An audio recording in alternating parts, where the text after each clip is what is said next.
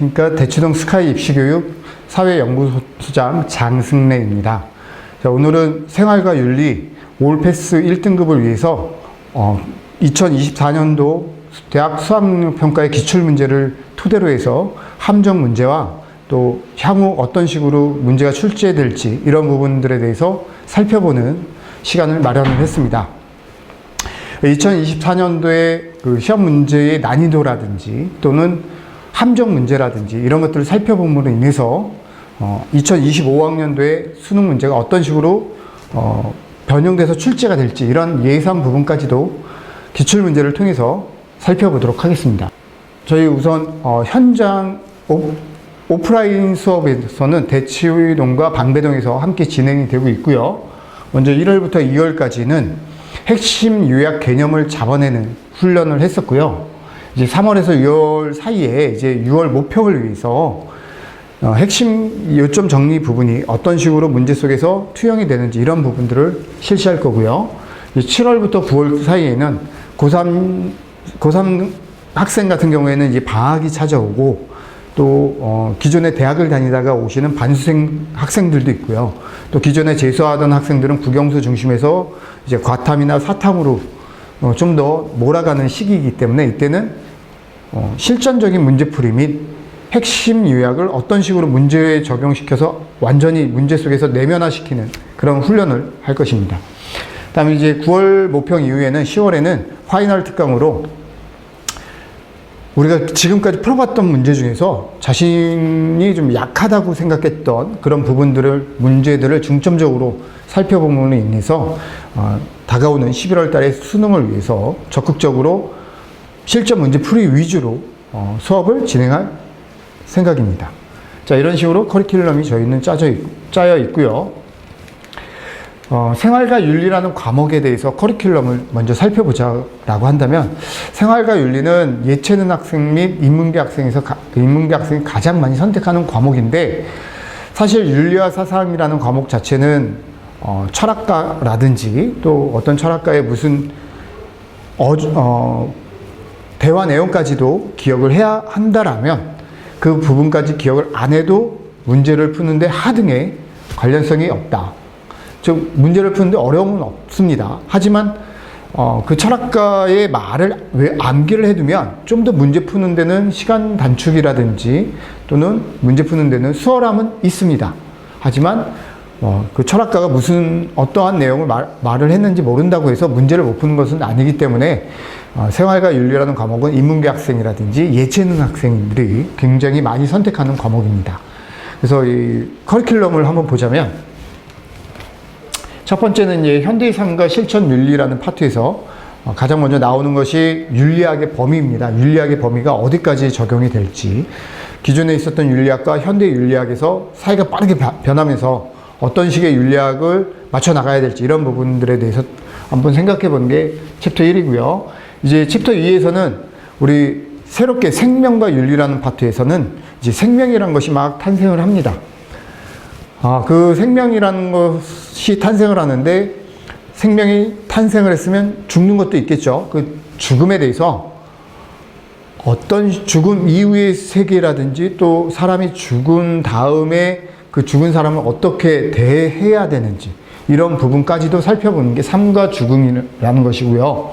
다음에 이제 인간의 삶 중에서 과학기술이 발전하면서 생명을 창조하는 경우도 있죠. 뭐 줄기세포라든지 배아복제라든지 이런 부분들에 대해서 우리가 어떤 식의 시선을 가져야 되는지 이런 것들을 살펴보는 게 생명과 윤리입니다. 다음에 이제 세 번째는 사회와 윤리인데 대표적으로 이제 직업이라든지 어떤 사회 정의라든지 또는 국가와 사회의 시민의 관계라든지 이런 것들을 살펴보는 것이 사회와 윤리고요. 다음에 네 번째는 이제 과학과 윤리인데 최근 오펜하이머라는 영화가 개봉을 했죠. 이 오펜하이머의 과학 기술이 결국에 원자폭탄으로 이루어지고 원자폭탄에 의해서 물론 이제 전쟁 원인이긴 하지만 그것이 일본에 큰 피해를 주게 됩니다. 그래서 일본의 많은 사상자들이 발생하고 우리 조선인들까지도 사상자로 발생을 했는데, 이러한 부분에서 과학기술자가 어디까지 책임을 져야 되는지, 또는 그 책임 때문에 과학기술이 발전을 해도 되는지 말아야 되는지, 이런 부분들에 대해서 살펴보는 게 과학과 윤리입니다. 다음은 이제 5번째는 문화와 윤리에서 요즘에 이제 흔히 말하고 있는 대중문화가 있는데, 이 대중문화가 산업의 발전이라는 측면 속에서 윤리적인 부분이 어떤 식으로 문제점으로 나타날 수 있는지를 살펴보는 것이 바로 문화와 윤리고요. 다음은 평화와 공존의 윤리에서 이 평화라는 것은 한 나라만이 지킬 수 있는 것이 아니죠. 그래서 평화라든지 환경이라든지 이런 부분은 한 나라만의 문제가 아니기 때문에 그런 평화를 지킬 수 있는 방법이 영구적인 평화를 지킬 수 있느냐, 아니면 단시간 내에 지금 전쟁에 서로 비등한 상황이 된다면 전쟁이 발생하지 않겠죠. 이런 식의 평화를 지킬 수 있느냐라는 부분을 따져보는 게 평화와 공존의 윤리가 되겠습니다. 자, 이런 식의 챕터가 바로 생활과 윤리라는 과목이고요. 이 생활과 윤리라는 과목은 과거의 도덕적인 규범, 또 도덕 원리도 필요하지만 이것이 자꾸자꾸 현대사회가 발전을 하기 때문에 달라지기 때문에 현대사회 속에서는 우리가 알고 있는 전통 윤리가 어떤 식으로 현대사회에서도 과학기술과 환경과 평화 속에서 어떤 식으로 자리를 잡아야 되는지를 살펴보는 부분이라고 하겠습니다. 이제 기출문제를 통해서 저희가 한번 살펴볼 건데요. 항상 그 시험은 기세라는 말이 있습니다. 그래서 1번 문제에서부터 그 시험지에 기세에 눌리면은 안 되기 때문에 향후 20번까지 풀어나가는데 굉장히 어려움이 많이 있겠죠. 그래서 무조건 잡고 가야 되는 문제가 1번 문제라서 1번 문제는 반드시 봐야 될 것 같습니다. 자, 1번 문제 같은 경우는 이제 윤리학의 분류에 관련돼서 보는 건데요. 우리가 윤리학의 분류에는 규범 윤리학이 있고, 그 규범 윤리학 속에서는 이론 윤리학과 실천 윤리학이 있고, 또 이 이론 규범 윤리학을 다시 한번 따져보자, 논해보자. 과거에는 이것이 도덕적인 규범이었고 도덕적인 원리였지만 현대에서는 이것이 도덕적인 원리가 아니더라도 그것이 선이 될 수 있는지, 이런 부분들에 대해서 따져보자라고 하는 것이 바로 메타윤리학입니다. 그래서 규범윤리학과 메타윤리학이 서로 비판하는 관계가 주로 출제가 됐는데, 올해 출제된 윤리학의 분류에서는요, 그런 부분보다는 그냥 아주 핵심적인 개념이 무엇이냐, 이런 윤리학이 무엇이냐, 또 이런 윤리학이 되기 위해서는 어떠한 특징이 있어야 되느냐, 이런 것들을 살펴보는 문제가 1번 문제로 출제됐습니다. 먼저 이제 가글을 본다면요, 윤리학은 도덕적 행위를 정당화하는 규범적 근거를 탐구하다. 또 행위의 객관적인 도덕 원리를 제시하는데 주력해야 된다. 자, 이런 것으로 보아 규범적 근거를 탐구, 즉 공식을 뭔가 우리가 수학 문제를 풀 때 공식을 탐구한다, 이런 부분과 똑같죠. 규범적 근거란 부분은. 그래서 어떤 규범적 근거를 통해서 이론을 도출하는 이론 규범 윤리학이라고 할 수 있겠죠. 다음 글은 윤리학은 규범적 속성이 존재론적, 인식론적 지위를 탐구하고 도덕적 용어의 의미를 분석한다. 의미를 분석한다는 것이 바로 논해보는 거죠. 그 의미가 과거나 현재나 또는 보편 타당성을 띠고 있는지, 이런 부분들에 대해서 살펴보는 것. 이게 바로 메타 윤리학이 되겠습니다. 그래서 도덕적 추론의 규칙을 검토하는 데 주력해야 한다. 그것이 어떤 식으로 도덕 원리나 도덕 규범이 나타나고 그 원리가 어떻게 적용이 되는지, 이런 것들을 검토해야 된다라는 것으로 모아 나글은 메타 윤리학이 되겠습니다. 여기에 대한 올바른 설명을 본다면, 이제 가글 1번에 도덕적 삶의 지침이 되는 보편적 원리를 제시하는 것이다. 이론상의 도덕적 규범이 되려면요, 한 나라, 한 시대에서만 통용이 돼서는 안 되겠죠. 그래서 반드시 보편적 원리라는 거, 이 보편적 원리가 들어가야지만 그것이 이론, 규범, 윤리학이 될 수 있다라는 게 전제 조건인데, 이 전제 조건을 물어보는 아주 간단하지만 핵심 개념을 물어보는 문제였기 때문에 한번 살펴봤습니다. 다음은 이제 2번 문제인데요. 이 2번 문제가 3점으로 출제가 됐습니다. 이것은 이제 윤리 문제에 대한 벤당, 공리주의 선상에서 어떤 식으로 공리주의에서 윤리문제에 따져볼 것인지 이런 것들을 보는 것인데요. 벤담은 양적 공리주의죠. 그래서 어떤 행복, 쾌락의 조건을 수치화시켰다라는 부분에서 이제 벤담을 양적 공리주의라고 할 수 있는데요. 자, 지금 여기 지문은 이렇게 딱 봐도 쾌락이란 말, 또 고통 이런 말을 통해서 이것이 공리주의다라고는 추정할 수 있습니다. 그런데 문제 상황에서 부모님께 용돈을 받은 학생 A는 게임 아이템을 구매하려고 하고 이때 구호단체에서 온 기부 공고 문자를 보고 게임 아이템을 구매하는 대신 기부를 해야 할지 고민 중이다. 지금 이 부분은 쾌락을 추구하는 것입니다. 쾌락을 추구하는데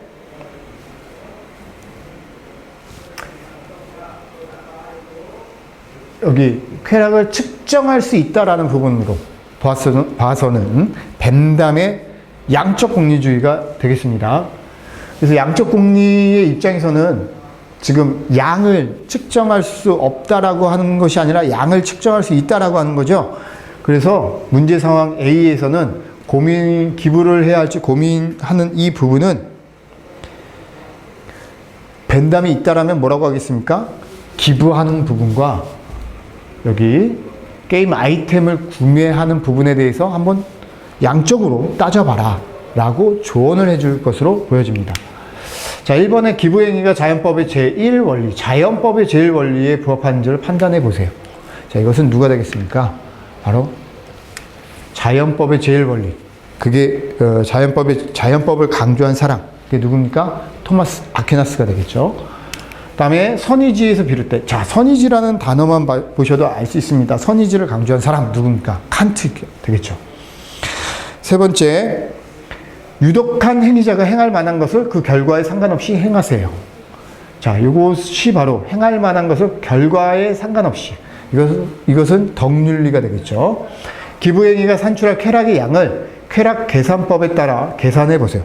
자, 이게 바로 벤담이 해줄 수 있는 말이 되겠죠. 벤담이라면 계산법에 따라, 쾌락 계산법에 따라서 계산을 해보고 양적 계산을 한번 산출해봐라 라고 했을 부분이기 때문에 답이 4번이 됩니다. 쾌락의 양뿐만 아니라 질적 차이까지 고려해라. 이건 공리주의는 맞지만 질적 차이까지 고려를 하라고 한 질적 공리주의 누굽니까? 바로 밀이 되겠죠. 스튜어트 밀이 아무래도 5번이 스튜어트 밀의 글이 조언이 될 것으로 보입니다. 그래서 문제 자체가 크게 어렵지는 않았던 문제입니다. 하지만 문항 분석을 다시 한번 해서 이 문항 이 1번부터 5번까지 보기에 나와 있는 선택지 문항들은 2025학년도에도 충분히 제시가 될 수 있는 문제 보기들이기 때문에 반드시 이 부분에 대해서 다시 공부를 해놔야 할 것으로 예상이 됩니다. 자, 다음 문제로 가시면 5번 문제를 한번 볼 수 있는데요. 자, 5번 문제 같은 경우에는 토론의 핵심 쟁점에 대해서 찾는 것입니다. 어떤 특별한 이론보다는 이 5번 문제는 지금 현재 나오고 있는 현실 사회에서 필요한 윤리이기 때문에 한번 그래서 골라봤습니다. 또 더군다나 3점입니다. 이 지문에 보기에 나와 있는 내용 자체가 예시문이 그렇게 어려운 이야기들은 아닙니다. 현대사회에서 여러분들이 학생들 많이 볼 수 있었던 지문이고 한 번쯤은 생각해 볼 수 있었던 지문인데 이것을 문제화시킬 때 이 부분에 대해서 보기 부분들이 조금씩 혼동스럽게 나왔기 때문에 사실 이런 문제를 풀 때는요, 핵심 주제를 찾아내야 됩니다. 이 핵심 주제가 무엇인지, 어떤 것을 파악을 해야 되는지, 지금 그걸 한번 보셔야 되는데요. 자, 이 글은 SNS에 대한 윤리적 쟁점을 묻는 문제입니다. 그래서 SNS를 통해서 광고에 대해서 금지가 돼야 된다라고 하는 입장이 바로 갑이 되겠고요. 오히려 SNS에서 광고를 허용은 하되 어느 정도의 단속과 규제를 병행을 해야 된다라고 하는 건 을입니다. 그러니까 갑과 을의 전제 조건이 같죠? 둘 다 SNS에 광고에 대해서 적극적인 규제를 하느냐, 아니면 전면 금지를 하느냐. 규제가 필요하다라고 을도 동의를 하는 겁니다. 대신에 을은 적극적인 단속과 규제를 을은 광고를 허용은 하되 적극적인 단속과 규제를 해야 한다라는 쪽이고, 갑은 아예 안 된다라는 쪽으로 가고 있습니다. 그래서 SNS를 통한 광고, 이것이 금지가 되어야 되느냐 말아야 금지가 되어야 하느냐, 금지를 하지 말아야 하느냐, 이 부분이 바로 이 갑과 을의 논제 대상이 되겠죠. 자, 그런 부분에서 본다면 SNS는 허위 과장 광고의 수단으로 악용될 수 있는가, 이 부분이 가장 적절하겠죠. 이렇게 과장 광고의 수단으로 악용될 수 있기 때문에 SNS에 대해서 광고를 허용하지 말자라는 부분이고요. 갑은. 을은 허용은 하되, SNS 광고를 허용은 하되, 대신에 과도한 부분에 대해서 국가가 적극적으로 나서서 단속과 제어를 하자, 규제를 하자, 어느 정도 허용은 하자라고 보는 게 을의 입장이 되기 때문에 답이 5번이 된다라는 걸 알 수 있습니다. 이것은 어떤 특별한 윤리적인 쟁점보다도 현대사회에서 어떤 식으로 나타나는 윤리적 쟁점에 대해서 핵심 주제가 무엇인지 이걸 파악하는 문제이기 때문에 사실상 어렵지 않은 2점 같은 3점이었습니다. 이런 문제를 틀리게 되면 학생들이 좀 많이 손해를 보겠죠. 그다음 어렵지 않았던 문제였기 때문에. 다음으로는 6번 문제를 한번 볼 텐데요. 자, 6번 문제 같은 경우에 우선적으로 사실 갑과 을이 누가 어떤 철학가가 얘기했는지를 모르셔도 문제를 푸는 데는 하등의 어려움은 없습니다. 대신에 갑이라는 사상가가 속해 있는 종파 또는 학파, 또 을이라는 사상가가 속해 있는 종파나 학파를 알아두신다면 향후 문제 푸는데 굉장히 도움은 많이 될 것입니다. 자, 먼저 갑을 보겠습니다. 사람의 본성에 어찌 인의의 마음이 없겠는가? 옳은 인간다움의 마음은 없겠는가? 그런데도 그 양심을 잃어버리는 이유는 마치 도끼로 산의 나무를 아침마다 베는 것처럼 스스로 양심의 싹을 자르기 때문이다. 양심을 보존하지 못하면 금수, 짐승과 같아진다. 즉, 양심을 어떻게 하라는 겁니까? 양심을 보존을 해야 된다라는 표현이 되겠죠. 그래서 본성에 어찌 인의의 마음이 없겠는가? 자, 이 글을 쓴 사람은 바로 누가 됩니까? 맹자가 됩니다. 그래서 맹자다라는 거 못 찾아내시더라도요, 유가다 또는 유교다라고 알아두시면 향후 문제 푸는 데 도움이 될 것입니다. 다음 을, 괴로움이 생겨 나타나는 마치 사람이 나무를 심어 물을 때 맞춰주고 온도를 유지해주며 이 인연으로 나무가 자라나는 것과 같다. 이런 얽매임, 인연이라는 것은 얽매임입니다. 근데 그 얽매임에 집착하면 애욕과 생로병사의 괴로움이 일어난다. 우리가 어떤 물건에 대해서 굉장히 집착하고 이러는 순간 내가 그걸 잃어버리게 되면 고통이 수반이 되죠. 그때부터 내 지갑이나 핸드폰을 잃어버렸을 때 그때부터 계속해서 이거 누군가가 가져갔구나, 안타깝고 거기에 들어있는 현금이라든지 또 거기에 들어있는 핸드폰의 내용들, 이런 것들 때문에 굉장히 고통에 빠지게 되는 부분을 여러분들 많이 느꼈을 겁니다. 근데 인연을 믿게 된다면 거기까지가 그 사물과의 인연이기 때문에 그렇게 믿게 된다면 고통 속에서 벗어날 수 있다라는 부분으로도 해석할 수 있죠. 그래서 을은 석가모니의 인연생계에 관련된 이야기고요. 연기설에 관련된 이야기고요. 그래서 석가모니다라는 걸 알 수 있습니다. 그래서 가장 적절한 것을 보게 된다면 을에 지금 석가모니죠. 석가모니는 나와 남이 둘이 아니라는 자각, 자타불이라고 하죠. 거기서 만물에 대한 사랑이 생긴다라는 부분이 바로 석가모니의 말씀이 되겠습니다. 이것도 뭐 어떤 특별한 내용을 암기를 하시는 것보다 이렇게 간단한 석가모니의 말이라든지 또는 맹자의 어떤 핵심 사상들 이런 것들을 알아두게 된다면 크게 어렵지 않는 시험 문제가 되겠습니다.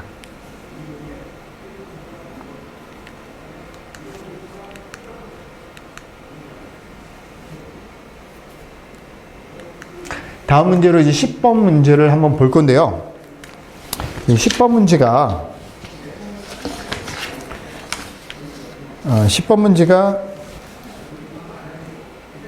2, 3년 전 수능에는 자주 나왔던 문제인데 새롭게 최근에 몇 년 동안 안 나왔다가 새롭게 또 이렇게 등용이 된 문제입니다. 아마도 킬러 문항이 없어지면서 기존에 있었던 문항 형태를 좀 많이 차용을 한 것 같은데요. 그런 측면에서 아마 국어 시간에도 여러분들이 가장 힘들어하는 국어 지문 중에 한 분이 한 철학가가 바로 칸트겠죠. 이 예술에 대한 칸트의 입장에 대한 문제입니다. 미적인 것은 윤리적으로 좋은 것이 상징이다. 미적인 것은 다른 모든 사람들의 동의를 요구하며 요구해야 마땅하다. 이때 우리의 마음은 쾌락의 단순한 감각적 수용을 넘어선 순화와 고양을 의식하며 다른 사람들의 가치도 그들이 지닌 판단력에 비슷한 준칙이라는 단어, 준칙에 따라서 평가하게 된다. 자, 준칙, 경륜, 선의지 다 누구의 이야기입니까? 칸트의 이야기죠. 자, 칸트는요, 미라는 것은 도덕성이다. 칸트가 추구했던 것은 바로 그 도덕성이죠. 인간과 자연이 다른 점은 바로 그 인간은 이성인 그 도덕성을 갖고 있고 자연은 도덕성이 없기 때문에 인간 중심주의로 갔듯이 마찬가지로 그런 인간 중심주의 도덕성, 이 도덕성을 기르기 위해서 바로 미라는 것이 필요한 것이다 라고 이야기를 하는 게 바로 요 10번의 지문의 내용입니다. 그래서 요 보기를 읽어보시게 된다면 바로 4번의 칸트, 미적 대상에 대한 감각적 경험은 도덕성 고양에 기여할 수 있다. 그래서 미를 추구하고 예술을 추구하는 과정 속에서 우리가 도덕성을 추구할 수 있다라는 부분을 도덕성을 기르는 것이나 미를 추구하는 것, 즉 예술을 추구하는 것이나 도덕성을 추구하는 부분에 미라는 것은 감각적 경험은 기여한다라고 보는 지문, 바로 4번이 답이 되겠습니다. 이런 지문이 국어 지문에도 출제가 될 수 있기 때문에 충분히 이런 지문들을 해석하는 방법, 근데 배경 지식을 알아두시게 된다면 훨씬 더 지문 해석하는 시간이 빨라질 테고 답을 골라내기가 훨씬 더 쉬워질 부분이기 때문에 국어 공부하듯이 바로 생륜 공부하시는 방법도 하나의 방법이다라고 이야기를 해드리겠습니다. 다음 11번 문제인데요. 갑을 사상가들의 입장에서 적절한 것을 고르시오.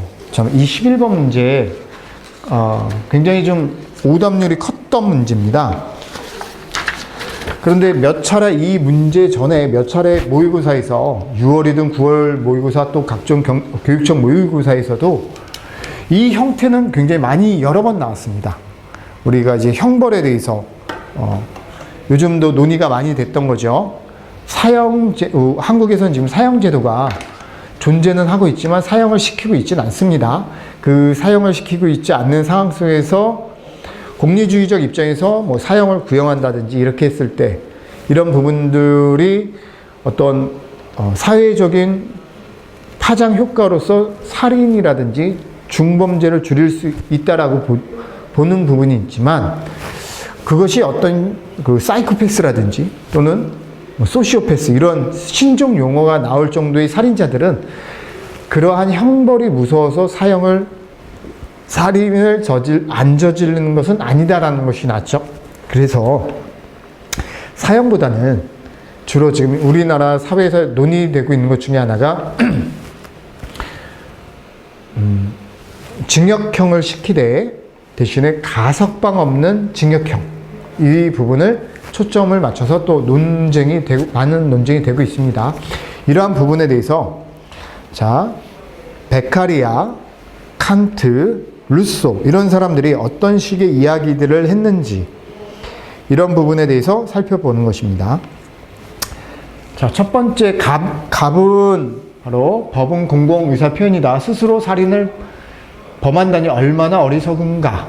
사형은 한 시민에 대한 국가의 전쟁이다. 즉 국가라는 것이 존재하는 이유는요. 왜 존재합니까? 그 사람의 생명을 보호해주기 위해서 존재하는 것인데 사형이라는 것은 국가가 그 생명을 보호해주는 것이 아니라 생명을 앗아가는 것이기 때문에 이것은 말이 안 된다 라고 보는 거죠. 그래서 공리주의자였던 베카리아 입장에서는 사형이란 것은 국가가 생명을 빼앗아 가는 것이기 때문에 부당하다. 그래서 징역형으로 가야 된다라고 얘기를 하는 부분이고요. 을은 법을 제정하는 행위는 일반 의지의 행사이다. 위법 행위와 형벌의 관계에 따라 형법이 제정된다. 국가에 맞서 전쟁을 선포한 죄인을 사형에 처할 때 우리는 그를 국가의 적으로서 처벌하는 것이다. 즉 국가가 사형을 시킨다는 거죠. 왜? 그 사람은 국가의 적이기 때문에 국가의 적으로서 사형을 처하는 것이다. 바로 루소의 글입니다. 자, 이렇게 루소의 글인데 지금 갑이 을에 대해서 비판한다라는 형식으로 가고 있죠. 이것은 이제 모의고사에서 지금은 2명이만 출제가 됐는데 보통은 이제 3명이 출제가 되기도 하죠. 그래서 칸트까지 집어넣어서 응당 살인자는 거기에 상응하는 응보주의 관점에서 사용을 해야 된다. 이런 식의 관점과 루소와 베카리아 이렇게 3명이서 경쟁적으로 서로 베카리아와 루소가 비판을 하게 하는 관점으로 가고 또 이제 칸트의 사형 제도의 응보주의 관점 이런 부분으로 출제가 많이 되는데요. 요 수능에서는 3점이지만 2명의 사상가만 출제를 했다는 것이 이게 좀 3점이라고 할 수는 없지만 3점으로 출제된 문제입니다. 그래서 아마도 이 문제를 많이 풀어본 학생들은 쉽게 풀었겠지만 이런 부분에 대해서 훈련을 하지 않은 학생들은 3점이라는 이 부분 때문에 오히려 좀 더 생각을 하느라 훨씬 더 문제에 접근하는 부분에 대해서 잘못 접근했을 수도 있다라는 생각이 듭니다. 자, 그래서 답을 보시면은 자, 법은 살인을 금지하므로 법에 의해 살인하는 형벌은 부당하다. 그러니까 갑이 지금 베카리아죠. 베카리아는 법이라는 것은 살인을 금지한다. 근데 어떻게 해서 법에 의해 살인하느냐. 그런 형벌은 없어야 된다. 베카리아가 한 말이 되겠죠. 그 다음에 갑과 을 사회계약의 목적에 반하는 형벌은 정당성이 없다. 라는 부분으로 답을 고를 수 있을 것 같습니다. 그래서 베카리아와 루소의 둘 다 형벌은 목적에 반하는 형벌은 정당성이 없다라는 부분이 답이 되겠습니다. 다음으로 저희가 이제 살펴볼 문제가 15번 문제인데요. 자, 15번 문제를 살펴보도록 할 텐데요. 이 15번 문제는 딱 봐도 어떤 도표라든지 이런 도표가 나오기 때문에 어렵다라고 느껴지지만 사실상은 자, 우리 도덕적 고려 범위 대상을 어디까지 보느냐 이런 부분에 대해서 고등학교 1학년 때부터 고3 때까지 통합사회라는 교과에서도 배우고 또 생명과 윤리라는 과목에서는 좀 더 심화해서 배우고 그렇기 때문에 아주 전형적인 문제입니다. 대신에 이 도표를 해석을 해내고 관건이 되는 것이 바로 이런 부분이죠. 이런 부분들, 또 이런 부분들을 찾아내는 것. 이 찾아내는 각각의 갑만이 갖고 있는 생각, 을만이 갖고 있는 생각, 병만이 갖고 있는 생각, 이런 부분들을 찾아내는 것이 관건인데요. 먼저 이제 갑이 누군지. 동물을 폭력적으로 다루면 고통에 대한 공감이 무뎌져 결국 타인과의 관계에서 인간의 도덕성에 매우 유익한 천성적 소질이 고갈될 수 있다. 즉 동물을 고통에 대한 공감이 폭력적으로 다루다 보면은 사람도 같은 생명이기 때문에 사람도 함부로 다룰 수 있다라는 부분이죠. 그래서 칸트는 도덕적 의무의 대상은 인간만이 가져야 된다라는 인간중심주의가 되겠고요. 을은 어떤 존재가 느끼는 고통을 고려하지 않는 것은 옳지 않다. 이익평등 고려의 원칙에 있어 인간이 고통을 느끼면 동물도 고통을 느낀다. 그렇기 때문에 그 존재의 고통을 다른 존재의 고통과 평등하게 계산하도록 하라. 이건 뭔가 계산하라. 공리주의가 깔려 있는 거죠. 공리주의에 그 깔려 있는 것 중에서 이제 여기 이익평등 고려의 원리. 그래서 인간과 동물이나 똑같이 고통을 받기 때문에 동물도 도덕적 고려 대상으로 봐야 된다라고 하는 을은 바로 싱어가 되겠습니다. 다음에 병, 경제적 이익 계산의 문제로만 바람직한 돼지. 자, 우리 돼지라는 말이 나왔습니다. 이 위에서는 어떤 생명체들만 달았는데 여기 돼지. 돼지는 흙, 물, 공기죠. 이런 것들은 무생물이지만 그런 돼지의 이용을 생각하지 마라. 생명 공동체의 통합성과 안정성 그리고 아름다움의 보존에 이바지한다면 그것은 옳다. 즉, 그 돼지를 이용하는 것을 생각하지 말라. 생명 공동체라는 말이 나옵니다. 생명 공동체의 통합성과 안정성, 살아있는 식물, 동물, 생물 이런 것들이 안정적으로 환경의 보호를 받으려면 우리가 뿌리를 내리고 있는 그 돼지나 숨을 쉬고 있는 공기 이런 것들도 쾌적한 쾌적한 환경을 유지해야 한다라는 것이 바로 안정성이 되겠죠. 그래서 병은 생태 중심주의를 얘기하는 거죠. 대표적으로 생태 중심주의에 돼지라는 표현이 나왔으니까 돼지윤리의 레오폴드, 또 심층 생태 중심주의의 네스 이런 사람들이 있습니다. 그래서 병은 레오폴드. 지금 레오폴드는 몇 년째 출제가 있는 부분이고요. 또 최근에 유행했던 영화 중에 하나가 아바타라는 영화도 있었기 때문에 그 생태 중심주의의 아주 전형적인 아바타라는 영화가 유행이 되기 때문에 레오폴드의 돼지윤리 이런 것들은 좀 잘 알아두셔야 되겠습니다. 그래서 갑은 인간중심주의에만 들어가는 거, 을은 동물중심주의에만 들어갈 수 있는 거, 그 다음에 C는 바로 뭐죠? 레오폴드의 돼지윤리에만 들어갈 수 있는 거. D는 돼지윤리와 동물중심주의에 상충될 수 있는 부분, 이 부분을 골라내는 것이 시험 문제입니다. 그래서 보기를 보시게 된다면 자, 여기서 고르시면 되는데요. 아마 이 보기는 굉장히 보기를 해석하는 부분은 크게 어렵지 않습니다. 자, 동물 A. 아까 A는 인간중심주의죠. 동물을 학대하지 않는 것은 인간이 자신에 대한 의무에 부합한다. 자, 이것은 인간중심주의가 되겠죠. 그래서 기억글은 A니까 인간중심주의 맞고요. 다음 디귿에 생태계뿐만 아니라 개별 생명체도 C가 뭐였습니까? 아까 C가 레오폴드의 돼지윤리였죠. 돼지윤리에서는 생태계뿐만 아니라 개별 생명체도 도덕적 고려의 대상일 수 있다라는 부분이기 때문에 생태중심주의를 이야기하고 있습니다. 자, 이렇게 해서 답이 2번이다라는 거 찾아낼 수 있겠습니다. 자, 다음 문제를 살펴본다면 이제 몇 번 문제를 볼 수 있냐면요. 17번 문제로 가겠습니다. 17번 문제. 갑을 사상가들의 입장으로 가장 적절한 것. 갑을 보시면 사실 어떤 철학가인지 어떤 사상가인지를 굳이 우리가 알려고 할 필요는 없습니다. 하지만 알면은 좀 더 문제 푸는데 쉽다라는 것 뿐이지 몰라도 문제는 풀 수 있다라는 점, 이게 생활과 윤리라는 과목의 가장 큰 특징입니다. 자, 갑, 사람에게 인. 인은 물과 불보다 더 필요한 것이다. 자, 요 인은 내면적 사랑 또는 인간다움을 인이라고 합니다. 이 인간다움이나 내면적 사랑은 물과 불보다 더 필요한 것이다. 하지만 나는 물과 불로 인해 죽은 사람은 보았지만 인을 실천하다가 죽은 사람은, 인간다움을 실천하다가 죽은 사람은 아직 보지 못하였다. 자, 이것은 유명한 공자의 글이 되겠습니다.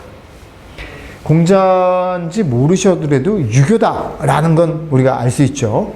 다음 삶과 죽음은 사계절의 운행과 같다. 이러한 이치에 통달한 지인을 물과 불이 다치게 할 수 없고 추위와 더위가 해칠 수 없으며 짐승들마저도 죽일 수 없다. 요 지문은 상당히 어려운 지문이 될 수도 있습니다. 핵심 키워드를 모르게 된다면 어려운 지문이 될 수 있습니다. 근데 여기서도 지금 사계절의 운행과 같다라는 표현이라든지 이치에 통달한 지인, 진인, 선인, 도인 이런 사람들은 도가에서 이제 추구하는 사람이죠. 물과 불이 다치게 할 수 없고 자연이 다치게 할 수 없고 추위와 더위가 해칠 수 없다.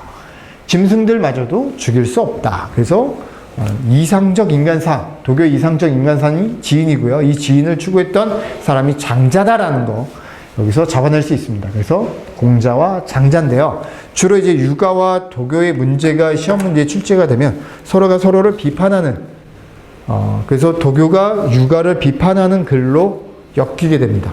그 부분을 아마 찾아내라고 하는 문제로 보여집니다. 그래서 보면은 죽음을 맞이한 한이 있더라도 자연, 무위자연하겠다는 도를, 즉 장자는 자연을 도로 봤기 때문에 그 도를 추구해야 한다라는 지문이 답이 2번이 되겠습니다.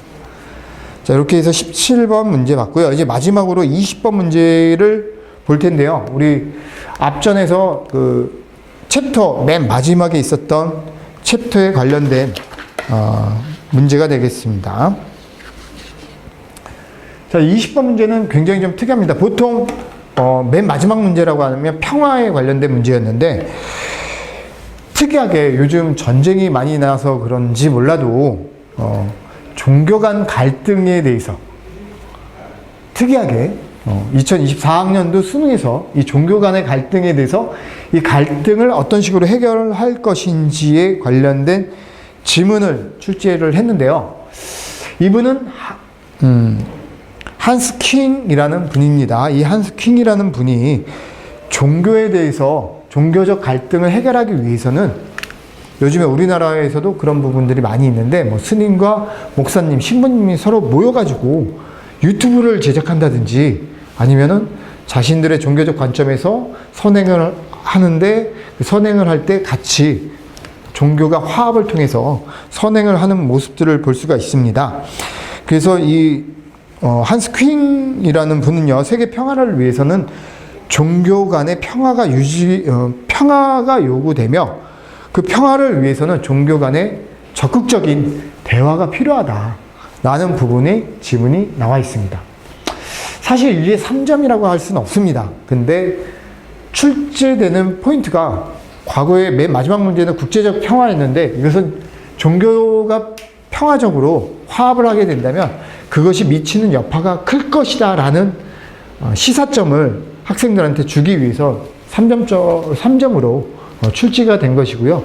그렇기 때문에 보기에서 5번이 편견 없이 타 종교를 이해하는 일이 평화로운 공존의 초석이다. 소통과 배려를 통해서 이렇게 평화롭게 다른 종교를 이해하고 대화를 하게 되고 배려를 하게 된다면 종교 간의 갈등도 없어질 수 있다라는 부분을 시사해주는 문제가 되겠습니다. 자, 이렇게 2024학년도 기출문제를 한번 분석해 봤는데요. 2024학년도 기출문제에서는 특이한 현상으로 나온 문제들이 좀 있습니다. 아까 살펴봤던 20번 문항이라든지, 즉 현대사회에서 나타나는 문제점들을 전년도까지는 사상가들과 사상가에 맞는 내용들을 좀 더 심도 있게 학생들 많이 암기식 위주로 시험 문제를 구성을 했다라는 특성이 있다라면 킬러 문항이 배제되는 과정 속에서는 현재 사회적 이슈가 될 수 있는 부분을 우리가 윤리적 쟁점으로 어떻게 바라봐야 되는지, 어떤 이론적인 상식 없이도 이런 부분들에 대해서 우리가 지금 현재 어떻게 바라볼 수 있는지, 그 바라볼 때는 소통과 배려, 이해를 통해서 적극적으로 그런 윤리적 쟁점들을 바라볼 수 있다라는 부분을 설명해주는 시험 문제가 지금까지의 시험 문제, 2024학년도의 시험 문제 패턴이었다라고 볼 수 있습니다. 그래서 2025학년도에도 이런 것처럼 사회적 이슈 문제가 된다거나 국제적 이슈 문제가 되는 지문들과 내용들을 우리 수업 시간에 많이 다뤄봄으로 인해서 그런 부분들이 수능 문제에 어떻게 출제가 될 수 있는지 이런 부분들을 살펴보도록 하겠습니다. 지금 온라인 선상에서의 강의는 좀 더 심도 있게 나가는 부분을 저희가 시간 관계상 살펴볼 수는 없지만 현장 강의에서는 이 부분에 대해서 좀 더 심도 있고 좀 더 많은 지문들을 소개를 해준다든지 이런 부분들이 있으니까 현장 강의와 온라인 강의를 같이 병행을 하시면 큰 효과가 있을 것이라고 생각됩니다. 저희는 방배동과 대치동에서 현장 강의를 통해서 수업을 진행을 하고 있으니까 여기 나와 있는 스카이 입시 교육으로 문의 전화를 주시면 친절하게 커리큘럼 소개와 수업 방식에 대해서 상담 드리도록 하겠습니다. 여기까지 올패스 생활과 윤리 1강을 마치겠습니다. 감사합니다.